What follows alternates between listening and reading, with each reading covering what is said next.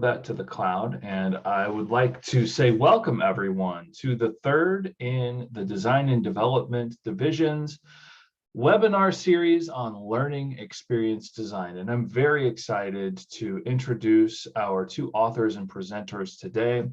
We have Yu-Kyung Chang and we have Jin Kuwata, who are going to be presenting on a book chapter that they published in a open access book that was released in 2020 on learning experience design, and they will be presenting challenges for novice designers today. So it is with great anticipation that I pass the mic to our presenters. The floor is yours. Well, thank you very much. Thank you, Dr. Schmidt. Hello, everybody. As the title says, Learning Experience Design Challenges for Novice Designers. We are affiliated with Teachers College, Columbia University. And we're hoping that this is going to be a fun webinar session where we can interact with each other, hear some of your stories as well as some of our stories. And so let's keep it casual, let's keep it kind of smart, and let's have a lot of fun with this. For today's agenda, essentially, we're going to be going through a couple comics that are part of our chapter, and we're going to do a co-analysis together of some of the caricatures, some of the characters in this comic, particularly looking at and thinking about the novice designer's challenge, right? What are they challenged with? We're going to think about how to address the challenges that these people face, and we're going to also have some concluding thoughts and remarks and questions. So a little about us. First, let me just introduce you to my lovely colleague, Dr. Yu-Kyung Chang. Yu-Kyung, you want to introduce yourself? Sure. Hello. Well, welcome to the webinar. While it's a webinar, we really did want to make this into a conversation between me and Jin around the chapter and some of the topics around the topic, but really a conversation with you as well. So we could share our thoughts, perspectives, and experiences. So please do join in the chat window. We'll mostly have our conversation through the chat window. So have your chat window open and participate throughout the webinar. It's one thing that I guess a little bit about the background and how we got to where we are today and sharing these topics through the chapter and the webinar today is I identify myself as a learning experience designer and also a researcher. So I practice learning experience design, but also study it and I also teach it as an educator. And I think that's sort of what led us, Jen and I, to get to today, where we have been observing our students struggling in some of the practices of becoming a learning experience designers. And we thought there are certain things, patterns that we notice. What are some of the things that we can do? So that really was the motivation for our chapter, but also some of the things that we wanted to share with you today, and also something that we would like and invite you to also share from your own experiences too. Okay, Jen? Yeah, so, as a colleague, I'm also an educator, practitioner, researcher, etc.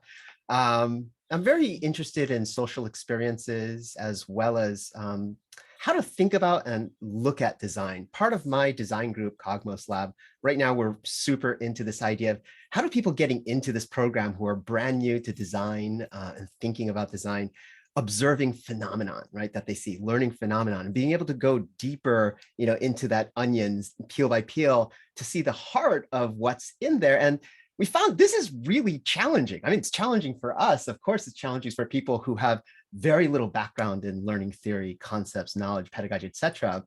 And so, like Yu-Kyung says, we're both very passionate and interested in developing and nurturing future designers. And so the question here is like, what makes them unique, right? What are ways we can help them? And this has been a very inspiring piece for, our chapter, as well as the ongoing wonderful work that Yu-Kyung does, the work that I try to keep up with her on. And yeah, so we're really happy to present this kind of stuff today. And so, a little bit about this chapter, I think you probably all know by now, it is in the book Learner and User Experience Research. Special thanks to Dr. Matthew Schmidt, who's been a very wonderful supporter and champion of the work that we've been doing. Just a pleasure to work with you, Matt. And, this is where we make our pitch of like, please buy the book, but hey, it's free. That's pretty wonderful. And again, to reiterate, a lot of this experience, I think, especially, for me, one of the joys was really designing and working with, this wonderful artist, Jackie Collins, with the comic in mind, thinking about and translating different slices of what we see in the students that we are invested in, and kind of translating that into a vignette caricature that we can draw from as we make these discussions and dive deeper into the research. So, reading text, reading books, that's a learning experience too, right? And so we really wanted to challenge ourselves as well throughout the writing of this chapter. How could we rethink what a text or visual based way of delivering this could be for the user, right? The user experience, the learner experience. And so that was a really challenging piece for me. You got something to add for that? You can. No, I mean, I hope you enjoy the different modality that we used in presenting or in communicating some of the ideas that we wanted to share with you. And we will also do that throughout today's webinar too. Yeah, and maybe that's a good segue into like moving in, and you can kick us off with this. Like, what is learning experience design really? Sure. I think the call for the book chapter actually did note this particular challenge in the field itself, right? So there is no widely accepted definition of learning experience design as of now, right? And it is something that probably will continue to evolve. But we thought there should be some definition that we should work with for our chapter. And the definition that we proposed was that learning experience design is a practice of designing learning as a human-centered experience that leads to a desired goal.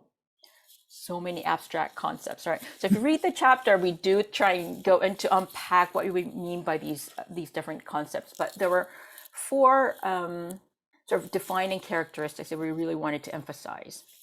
One is the learning experience, the other human-centeredness, goal-directedness, and the concept of design. What does it mean to design? So today, in today's webinar, we would like to focus particularly on the concept of learning experience and how that idea or that the concept really poses challenges for the early career or novice learning experience designers. Okay. So, one of the things in the title that often comes up when we're talking about this with others is the word novice, right? What challenges do novices face when practicing LXD, right? And some people have asked, like, is that really a good use of the word, like novice? And so we want to clarify, the idea of novice, right, and expertise. There's different kinds of ways of thinking about it. There's domain expertise where, it's like within the domain of physics, maybe you've won the Nobel Prize. Everyone within your domain agrees you are an expert in something. But there's also other kinds of ways of characterizing, expertise, such as relative expertise, right? I might live in New York City, and therefore, when my parents come in to visit, they ask me as the authority on New York City and things. So there's multiple definitions of that, and we really can't say that any one person is novice. It's not like a monolithic category that we can use, but it is a kind of convenient way of thinking about things when we think about the differences that different people with different experiences have as they enter into this field and have to grapple with challenges, learn new things, grow as a practitioner. And so we use this framing as a way to think about the characteristics and qualities of the people that we're working with, or who we are. Teach us something about design, right? And think about ways that we can improve our practices. And so this is kind of why we use this term. You could probably see a novice in everybody, right? Including myself. I always kind of think of my students and I tell them, hey, your design is horrible, but don't worry, mine is too. I'm still learning, right? So, let's go into that journey with that kind of understanding. And this is a part where you all come in. We'd like to take a really quick poll, and nice to kind of get the warm up before the recording started with people sharing where they're from. In this poll, in the chat, we would like you to share with us a little bit who you are. And what we want to kind of see is this idea of what's your role? Are you a student? Are you a researcher? Are you a teacher? Are you a practitioner? What kind of affiliation do you have? Maybe with higher ed, or maybe you're working in a nonprofit. As well as, if you want to share some brief interests in learning experience design, please feel free to do that in the chat window, and we will take a look-see to see who our audience actually is. You guys want to take bets? Matt, Yu-Kyung, any ideas? I see professor. I see a director of organizational learning. Hello, Lori. I see Dale, front-end web developer. All right, nice. Aneta, and welcome, practitioner, instructor, teaching, teacher, instructional designer. Wow. Matt, Innovative learning officer too. yeah, you went to the ends of the earth to find a whole wide variety of people for us, make our life super extra interesting and challenging. Associate director, EFL teacher, fantastic. We have a whole range of experiences, which We have a will be co-editor of very the book. interesting. Yeah. Nice, nice. Well, what do you think, YK? I think there's definitely a lot of different kinds of people with different kinds of backgrounds and experiences. I wonder, what kinds of takeaways or things they'll share when we get into the thick of what we're about to talk about. I think we'll have some interesting input and perspectives today. Great. Thank you. Continue sharing your sharing your identity right into the chat window. We'll continue the conversation. So one of the reasons we asked this is, now we're getting to this part where we'd like to kind of journey through the comic with you, right? Give you a little time to take a look at the comic, which are vignettes, right? And as you're looking through, we're going to give you some time to read it first. We want you to recall some of your past practices of learning experience design, whatever capacity you come from. And there's two questions, I think, that we're going to bounce off of. One is, how did you conceptualize learning experience versus learning outcomes, right? And the second question that we'll kind of revolve some of our discussion around is, how does your experience compare and contrast to that of the comic? So with that, let's go into the first comic, and here we are. So it's a little bit rearranged from the original chapter 7 comic to make sure that, we have limited amount of time and fitting in there, but please go ahead and take 3 minutes to just read through this. And then we'll follow up with some questions. Interestingly, while they are reading this comic, my notes say that Jin will dance during this segment while we're waiting for things. I think that you'll just have to deal with and settle with this spiritual in my heart I am dancing around. But there we go. So 3 minutes. The hardest thing about 3 minutes, Yu-Kyung, is the silence and anticipation, right? Waiting for people. For us. For us. Maybe this is part of the designed experience for us, right?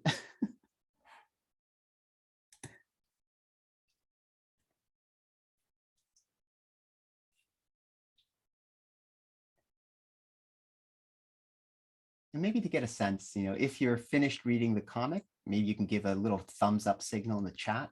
That way, if we see a lot of people have finished, we can kind of move on. Thank you, Jishin.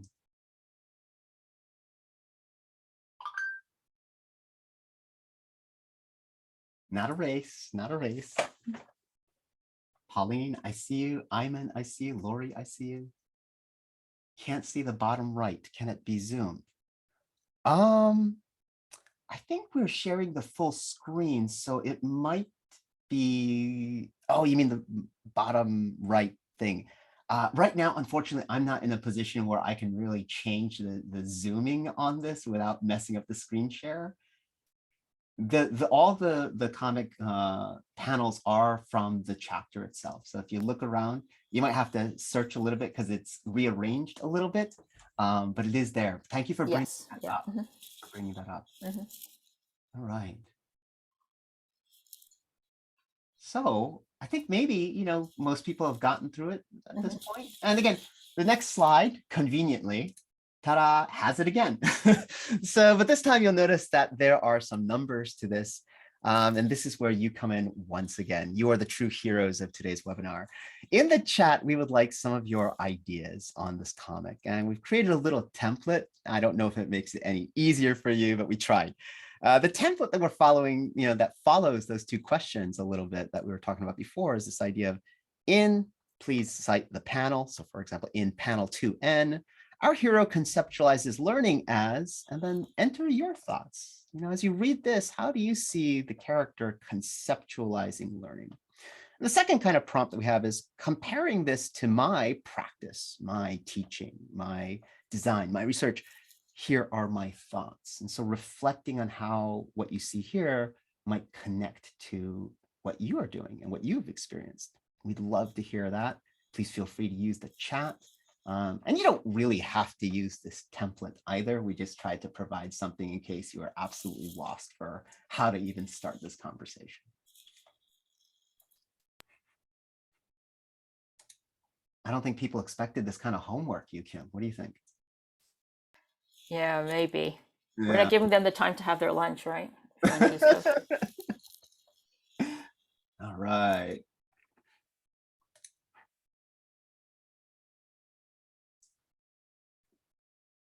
Oh. Kyung, any thoughts?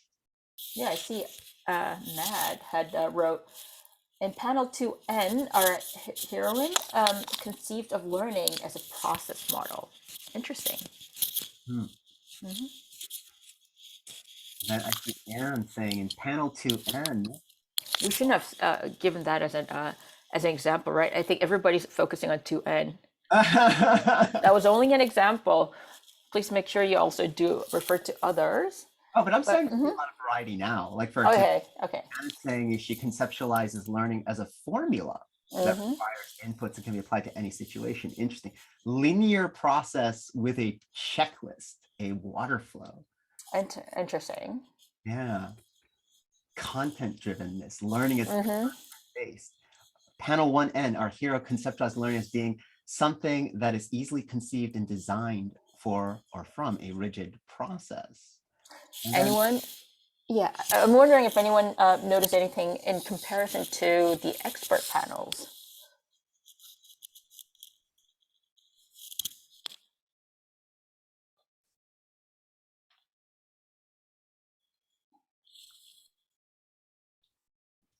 So now I'm starting to see some panel, like expert panel ones coming in. So learning is a problem to be solved, requiring information about the most important variable, the learner. Oh, the learner as a variable. I really like that framing. Complexity, multifacetedness, looking at the learner, right? I think these people already read the book, YK. Like they could be, right? Stars coming in. Okay, really nice. Yeah, I think we're starting to see patterns. Oh, I really like this last one. Jessica Schneider says, conceptualize learning as a process in which learning is a complex spectrum of variables with uncertain outcomes, dealing with uncertainty in that. Think of it. Very nice, very nice. So yeah, like I think the audience is already picking up on a lot of interesting things, and maybe these are things they also see from students that they're working with, right? Or maybe these are things that they see when they were first in that designer's shoe.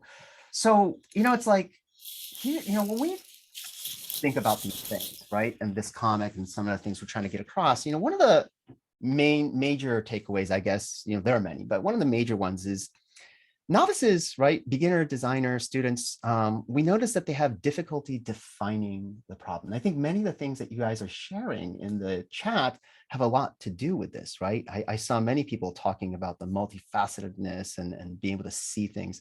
One of the reasons we know that people new to this field, new to learning, new to any domain, have trouble defining problems is it's very hard to see complex phenomenon deeply. We tend to be persuaded by the surface level themes of things as opposed to the deep structure nature of problems, which makes it very difficult to identify what kinds of factors are involved and how we can make inferences between relationships of these different connected factors. And if you're an experienced designer, you probably understand that we juggle a lot of these things, right, in our heads that then translate into our designs.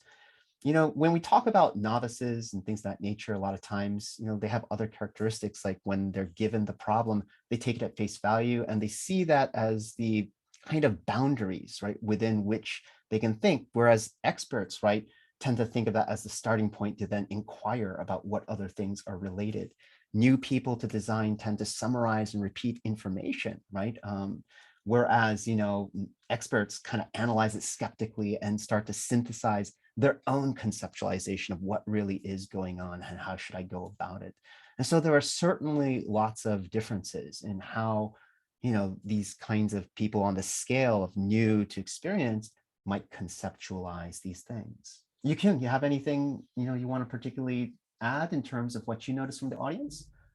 Well, I think one thing that I think we might have forgotten to sort of a preface earlier on is that one of the ways we actually perceived the process of learning experience design is as a design problem solving. I think that's one way to think about the overall process that we think learning experience designers approach the task. And so the idea, and you will see already that what we envision the learning experience designers engage in, and some of you have articulated in the chat window as well, is that you begin by understanding the design problem. What is the problem or the learning problem that we're trying to solve, and then come up with the design solution, right? A solution to the particular learning problem that we're working with.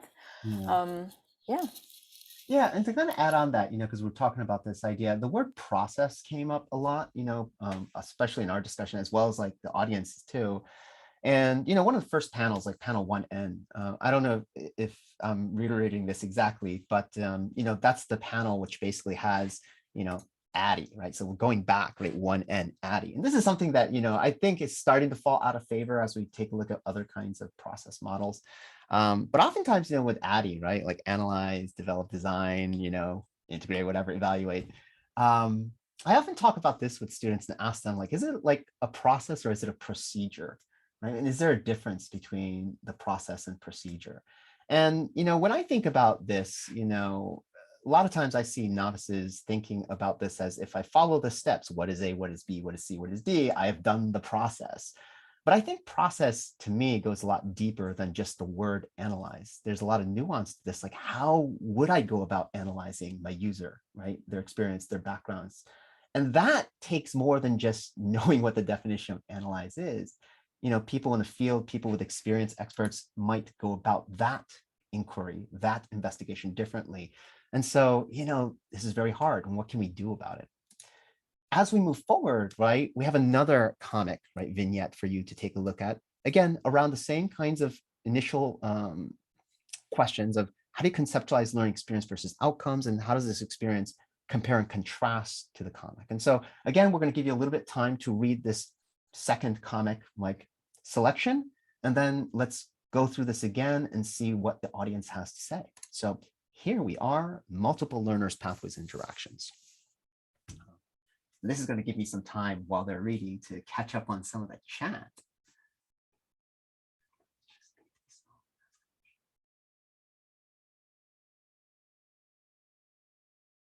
Oh, this is interesting. Like 1E, learning as a learning problem and feeling experience. Feelings are actually like a really interesting aspect too to consider when we're thinking about the whole learner experience, our emotions and what effect that has to do. For me as a practitioner like of design, I would say, that's something that has been more at the front of my mind, right, as I go through. Because, when I was going through, I think my focus tended to kind of start in the world of, cognition and social learning, less in the emotional kind of experience of what things are. But as I talk to other colleagues and get exposed to other new clever ideas, that interrelation between that factor and how we think or how we interexchange information or whatever is something that is also new to me and very interesting.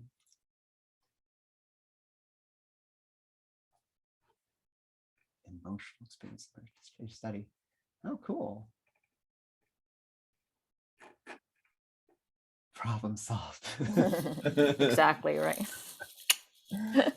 If you guys are about finished with the comic, please give us a little thumbs up or a thumbs down, I guess. We can be very honest here, whichever you feel. But just let us know that you've gotten to the end of the comic, and then we'll continue our discussion with this today. But I have a feeling we might be ready to move on to the next panel to invite them to, yes, we know the drill now, right? We do know, right? Like, yes. So here we are once again, right? Same kind of thing in the chat, please. This time, based on this new comic vignette, in panel blank, right? Our hero conceptualizes learning as this. Comparing this to my experience, practice teaching, here's what I think. Feel free to share in the chat, and let's see what kinds of stuff they come up with here.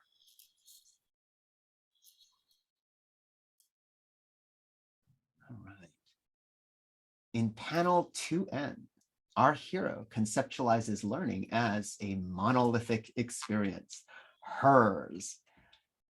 I love that one, right? Like, and I did not share my slides with anyone before this, so we'll find out what we say next, but yes.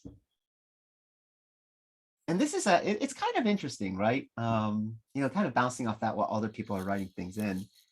I feel like there's two sides of the coin when it comes to our own personal experiences. One, right, it can be informative, right? It can be something that can help the way we think about design and empathize with people, but it can also be a very dangerous thing if our experience becomes a bias by which we kind of start ignoring other people's views, thoughts, like backgrounds.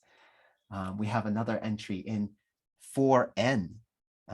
Okay, in 4N, our hero conceptualizes learning as just coding, right? Just coding. Teacher-centric versus learner-centric is a theme that's coming up. In panel 1E, our hero conceptualizes learning as a transformation of the whole person, not just an addition of information and skills. Things making learning engaging versus experiences making learning engaging. That's an interesting framing, the thing versus experience thing. It kind of reminds me of that whole, I don't know if y'all heard of like chocolate covered broccoli. You know, I first ran into that when I was taking a game design class many years ago. The difference between, you know, taking broccoli, which under this assumption nobody likes, and just coating it in chocolate, which presumably people like. You know, here's the game, here's what's fun. Okay, now there's a quiz. Do well on the quiz and you get to play the game, versus, you know, how do you integrate that fun of the game into the mechanics which necessitate understanding, right, or learning in order to go forward. So the motivation to play is inextricably connected to that motivation to learn. Very cool, right? So yeah. There's an interesting post. Jennifer says ideal situation versus reality. Ooh. Which one's the ideal? I know, I'm not really sure. And yeah, so I think Jennifer wrote earlier in 4N, our hero conceptualizes learning just as coding. And I'm wondering if that's related. Is that true, Jennifer? Yeah. So let's go into this a little bit more. I think, again, we're seeing a lot of different kinds of themes coming out of this, right? Whether we're talking about, you know, the different parts of learning and how they're being put together, or the different slices of things versus experience that, you know, different kinds of design are picking up on.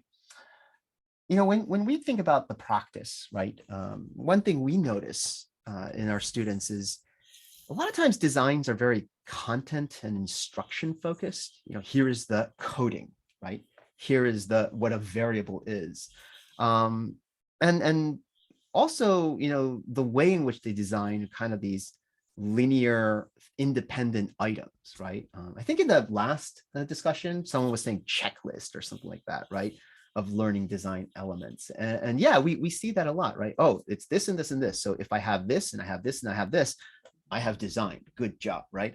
Why do they do that? So, you know, when we look into it, what we find is, you know, and somebody mentioned this in the audience too, like, you know, driven by their own experience, it's difficult for people getting into, you know, this to consider multiple learning experiences.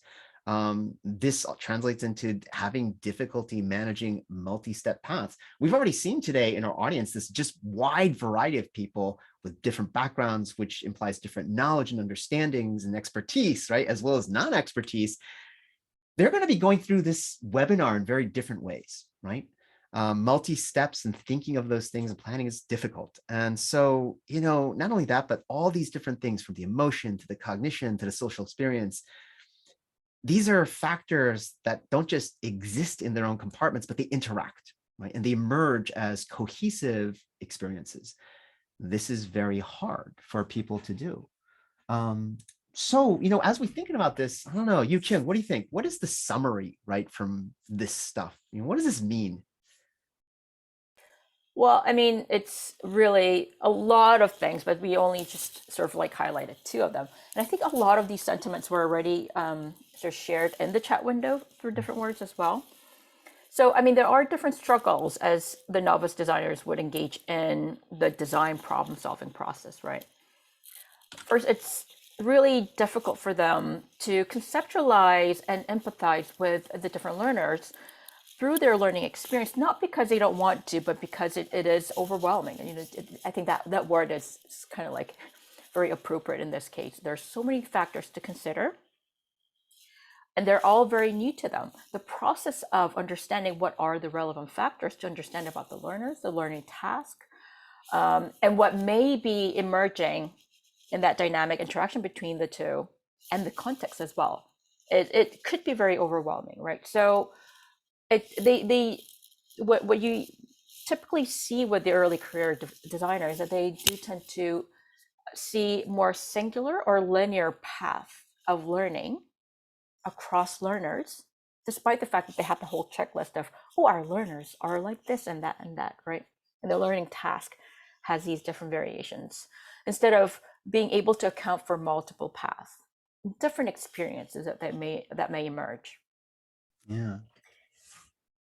Anne is asking a really interesting question. Does everyone need to have the same learning experience to achieve the same learning outcome?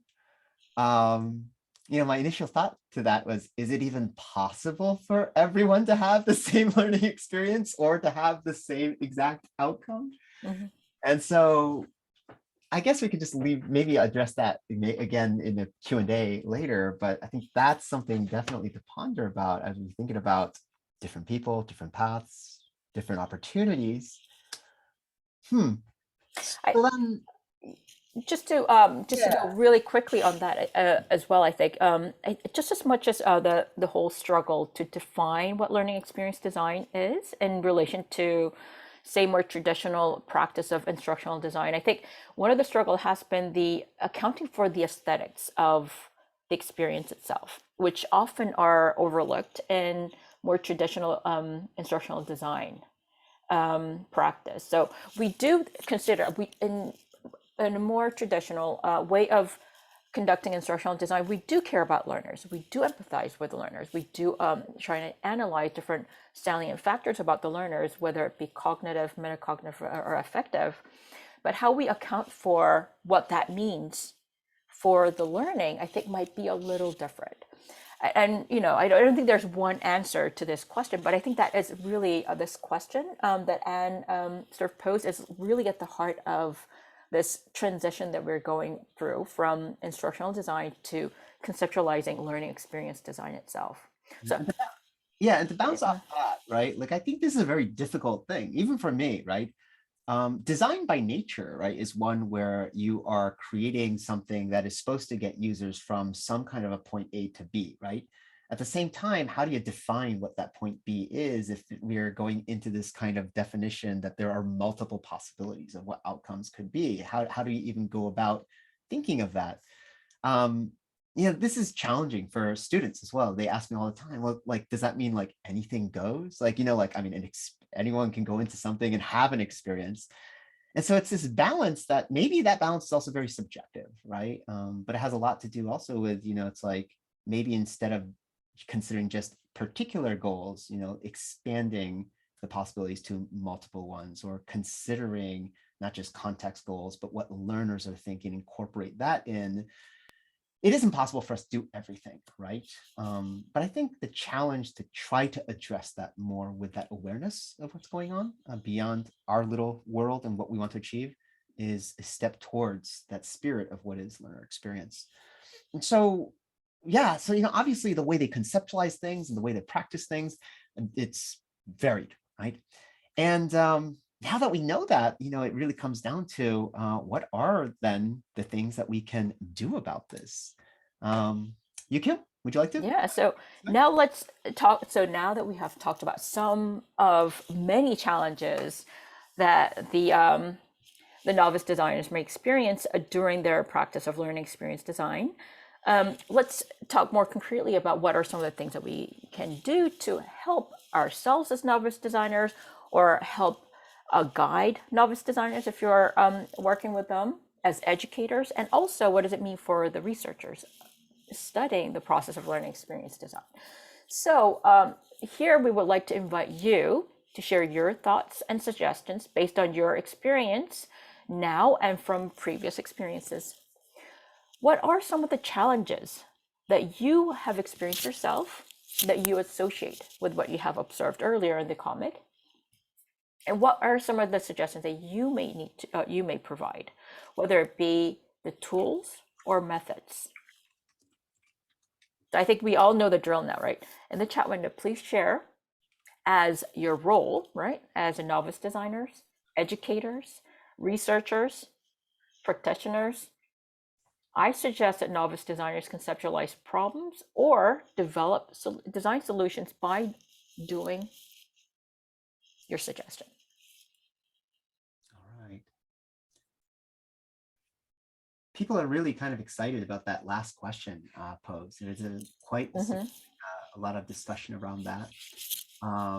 In response to that, while we're waiting for people to contribute to the next thing, learners who want to be instructional designers may want to learn from ill-structured problems. How can everyone have homogeneous experiences, especially given what we know about complexity of experience? I feel learning is individualized and the learning outcomes should not be unified as well. I don't think it's possible, but the experience with faculty providing similar experience for all learners is often the goal. One size fits all. How do we resolve for all?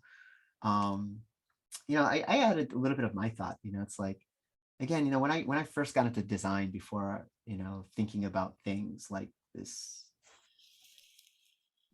topic we're talking about, here's the endpoint, the engineering endpoint of what I need to achieve, right? Like very, very X marks the spot types of outcomes. But, as I think about this, learner experience and the kind of nebulousness and getting comfortable with that fuzzy nebulousness, I began to kind of really like the idea of using the term spaces, right? So thinking about outcomes not as a pinpoint, this is what I need to achieve, but here's the space within which I want people to pass through.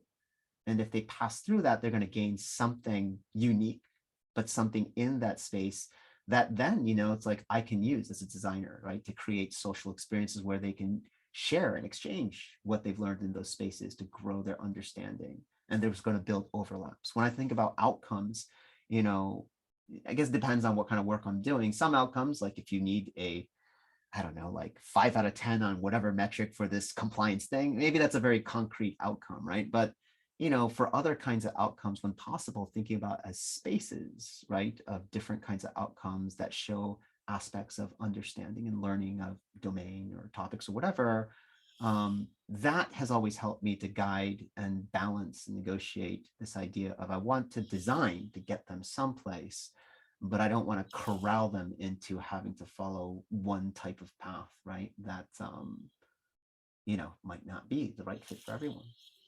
Yukyun, what do you think? What's going on in the chat? No, there's two different conversations going on, but I love it. I think, at the end of the webinar, we should have the whole discussion about the idea and the conceptualization of learning experience design, or maybe that's a whole another webinar in its own right.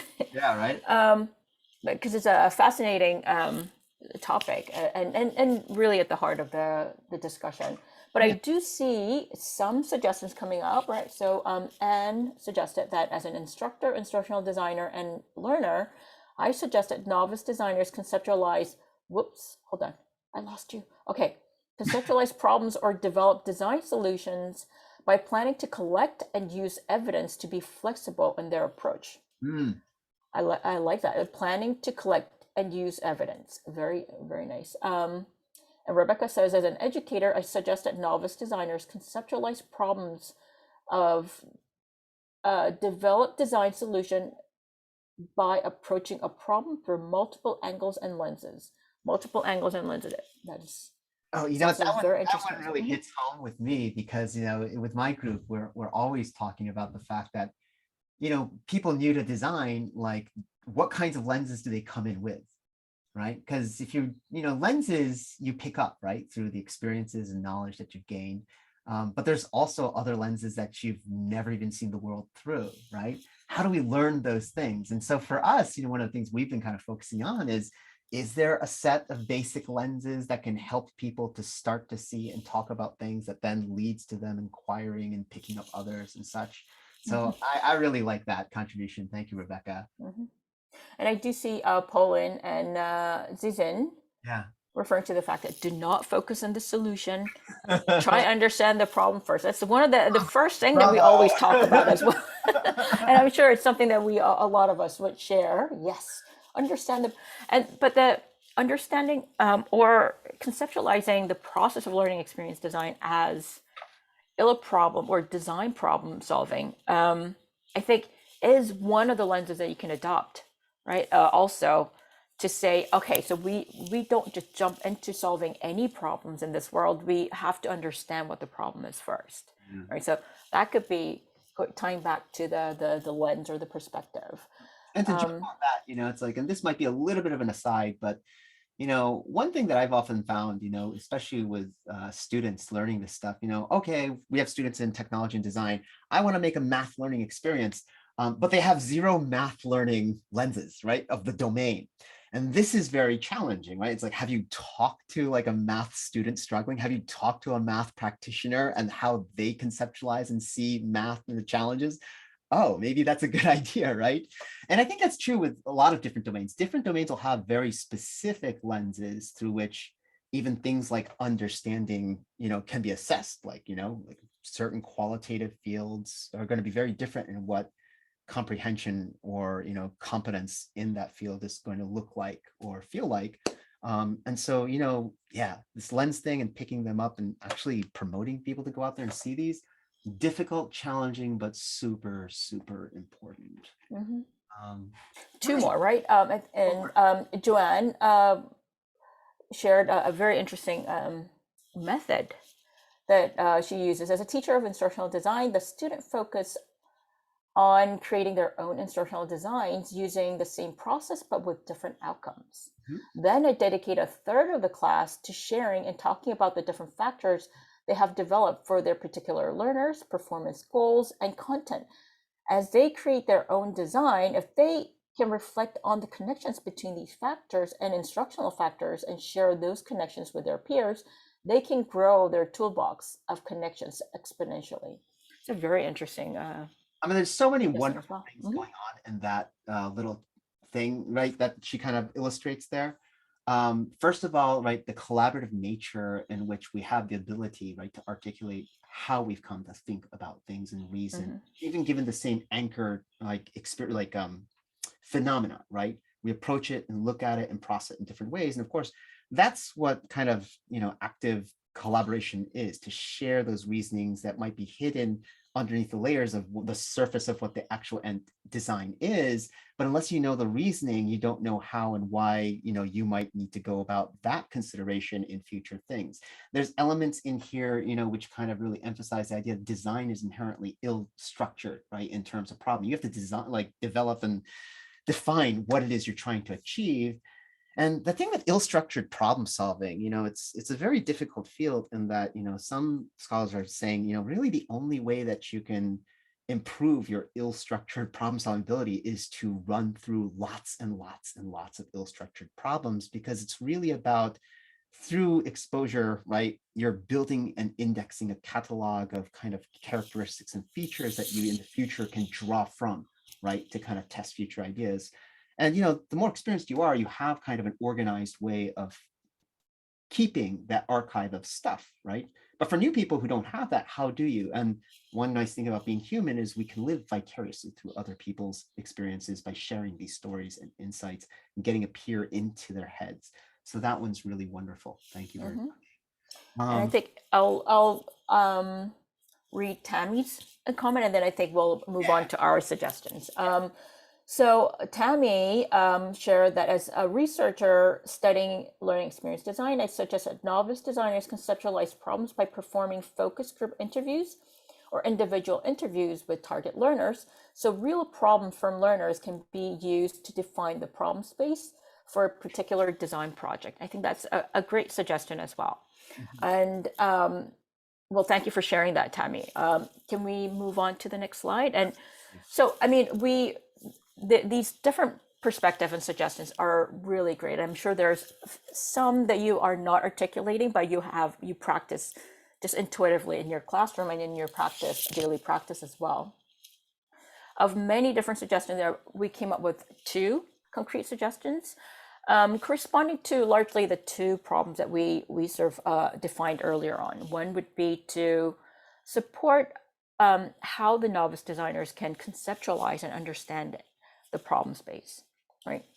So first suggestion we make is that when defining and representing problem spaces during problem generation, refer to expert knowledge to see problems as experts, seek expert advice, and empirical literature. Basically, go do your homework. Well, we tell our students this all the time, right? But what does it really mean, right? First of all, the benefits of referring to expert knowledge and seek expertise or expert process in doing so, I think really helps novice designers in largely 3 different ways, right? It will help the designers understand what you currently know or don't know, because sometimes you don't know what you don't know, right? And by looking at how others approach the understanding of the problem, you get to know what you are currently missing.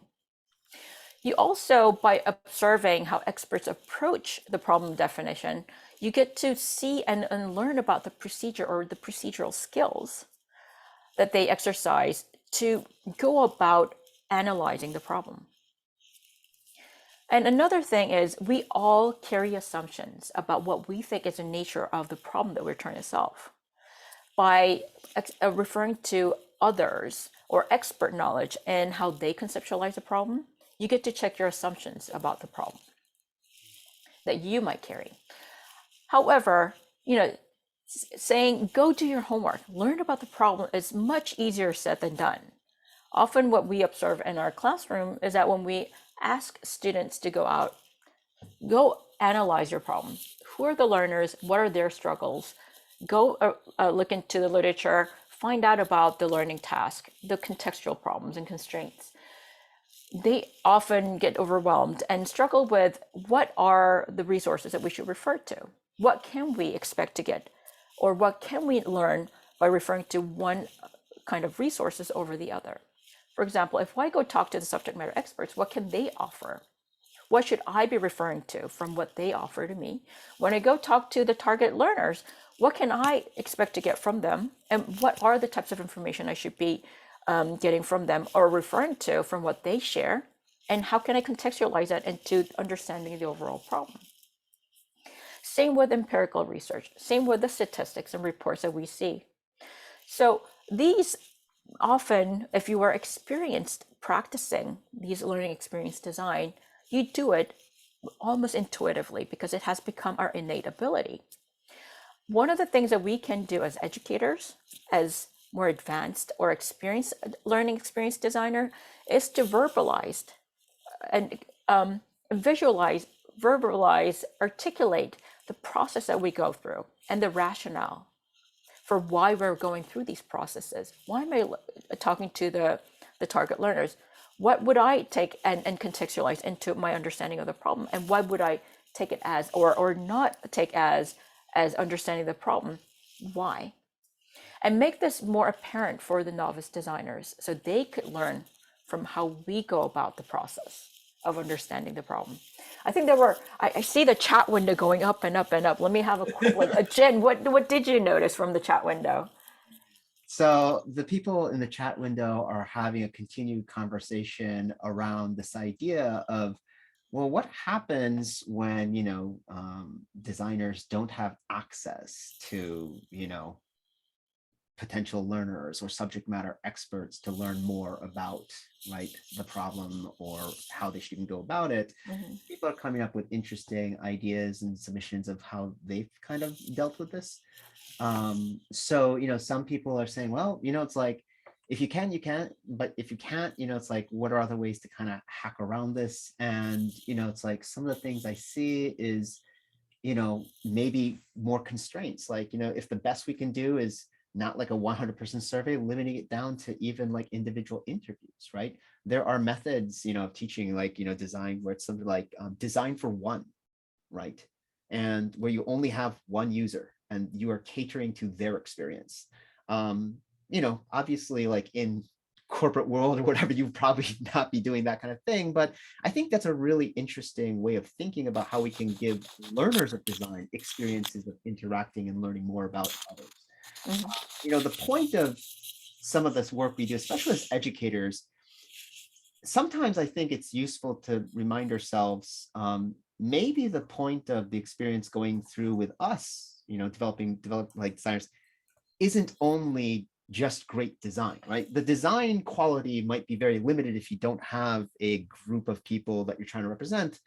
But if you have one, it is still going to be a learning opportunity for students to realize, oh my gosh, I didn't realize my biases and assumptions were so much different than what other people wanted, or I didn't realize the way that I asked questions ended up not being useful at all. So I have to really examine my practice and what I did. And so certainly, right, that is a win. And it's like the design might not be implementable, right, on a wider scale or whatever, but was the goal of this experience really that, or was it really to, challenge students to see where their deficiencies are, to have them reflect on what they need to improve next? So that's kind of the stuff that's coming up here in the chat, Yu-Kyung. And Thank you. yeah. I think we're almost at time, so we're going to move on to the next suggestion. So, and then we can wrap up. So the other suggestion that we would like to make, and this really goes to the last point that I was making about how can the expert designers or educators really help the novice designers with the process of learning design, from the problem analysis, but also with the design solution as well. In order to support problem-solving process, use tools to externalize and visualize multiple factors and their relationships underlying the problem statements. The largely three benefits that you can get from externalizing your process, from understanding and conceptualizing the problem, but also in developing your design solution, is that it would offload the cognitive load that you would be experiencing through the problem analysis, but also through the design process. It would also help you check the gap or misalignment in how you're understanding the problem. Another thing is by externalizing and verbalizing and articulating your understanding and the design solution, it will provide others like the experts or the educators or your mentors to see how you are thinking about the problem and the design solution, so they can give relevant and effective feedback to your process. Okay. Mm-hmm. A lot of stuff going on today, right? Yeah. It's interesting because you try to keep the message simple, but there's all these other interesting, connected, interrelated, interacting elements like to go through this. But yeah, as to kind of summarize and wrap this up, what do you think, Yu-Kyung? If you wanted our audience, who, by the way, thank you very much, audience, for the wonderful participation. We were coming into here wondering, are they going to participate or not? And yes, they will. But what would you want them to take away from this experience that they had? So I think if there's one thing that we want everyone who is here today to take away from our conversation is to think more concretely about and reflect on your own practice, but and as a designer, but also as an educator, as a mentor, because we're all working and learning with each other. What are some of the underlying nature of the learning experience that we are designing for? What are the fundamental reason why we are having these challenges, and what are some of the ways we can continue to improve upon by using some of the sort of topics or the talking points that we brought up during the talk? I mean, that's something that I am continuing to struggle with, and I hope that everybody continues to struggle with it, not in a bad way, but as a way we can continue to develop and iterate ourselves as a better designer. Absolutely. Yeah. How about you, Jen? Mm-hmm. For me, I guess one takeaway that I'd like people to come out with is we all have a little bit of novice in us, right? I was mentioning, I might be more experienced in one area, but a student coming in who is maybe relatively novice in design, coming in with a lot of expertise and experience in a particular field, right? There's a lot to learn, right? So as, we take on these roles to help others learn design, we gain our own experiences with particular projects and areas. It's good to kind of be humble and kind of look inward and realize that, oh, there's still a lot of stuff we don't know. right? And there's a lot of spaces for us to share. And so, you know, we're embarking on this kind of interesting space, right? Where we're shifting and challenging the ideas of traditional instructional design and trying to reframe, well, learning experience and that, how does it intersect, right? And so there's a lot of unknowns, and yeah, it's a challenging and interesting area to explore and to continue growing. And so I hope that as you think about your own self and how you can grow, you're also kind of never forgetting and taking that for granted as you're approaching your students. You know, empathy goes far in this area that we are in, and go out there and design. So thank you very much for being such a wonderful audience. This was really fun. Thank you. Wonderful. What an engaging and fun webinar this has been. Thank you so much, Yukong. Thank you, Jen. Outstanding.